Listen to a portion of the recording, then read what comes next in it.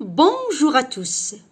Aujourd'hui, nous allons parler des préfixes. Les préfixes. Qu'est-ce qu'un préfixe? Un préfixe est un ensemble de lettres situées avant le radical pour former un nouveau mot. Par exemple, si je prends le mot capable, si j'ajoute le préfixe un au radical capable, j'obtiens le mot incapable, qui n'a pas du tout le même sens que le mot radical capable.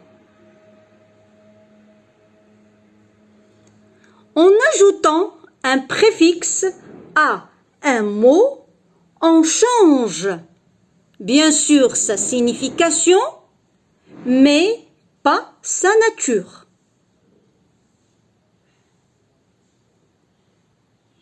Si le radical est un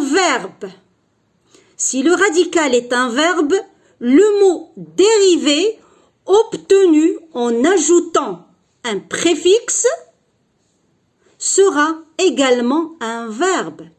Charger, décharger. Ici, bien sûr, j'ai ajouté le préfixe dé. Donc, charger, c'est un verbe. Bien sûr, décharger, c'est un verbe.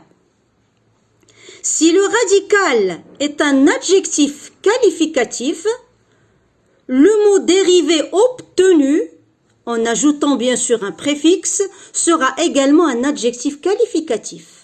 Donc, content, c'est un adjectif qualificatif.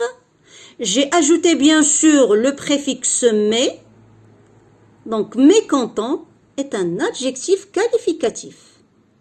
Si le radical est un nom, le mot dérivé obtenu en ajoutant bien sûr un préfixe sera également un nom.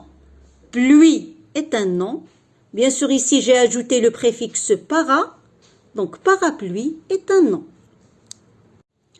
Les préfixes sont très nombreux et chaque préfixe a une signification. On peut rencontrer comme préfixe le préfixe dé, qui veut dire le contraire. Par exemple, décharger. On peut décharger un camion. C'est le contraire de charger. Pour dire le contraire, on peut utiliser d'autres préfixes. Le préfixe un, in, le préfixe un, im, le préfixe ir, le préfixe il, le préfixe mais ou encore le préfixe mal. Par exemple, le préfixe un, in, incorrect, c'est le contraire de correct. Inutile, c'est le contraire de utile. Invisible, c'est le contraire de visible. Et incapable, c'est le contraire de capable. Le préfixe un, im. Par exemple, impossible, c'est le contraire de possible. Impoli, c'est le contraire de poli. Le préfixe il. Par exemple, illisible. Un texte illisible, c'est un texte qu'on ne peut pas le lire. C'est le contraire de lisible.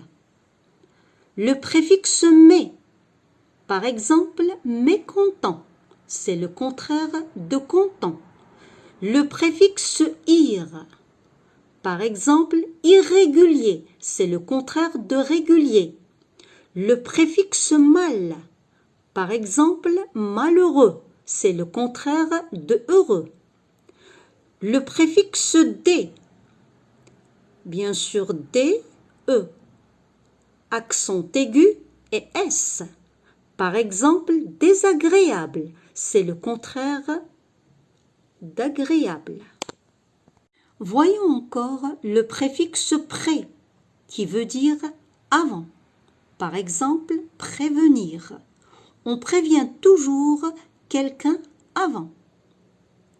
Le préfixe para, qui veut dire se protéger. Par exemple, parapluie, pour se protéger de la pluie.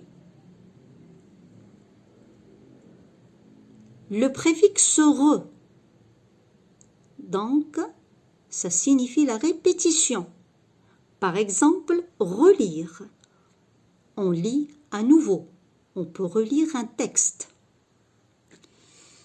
Alors, c'est fini. Au revoir et à bientôt.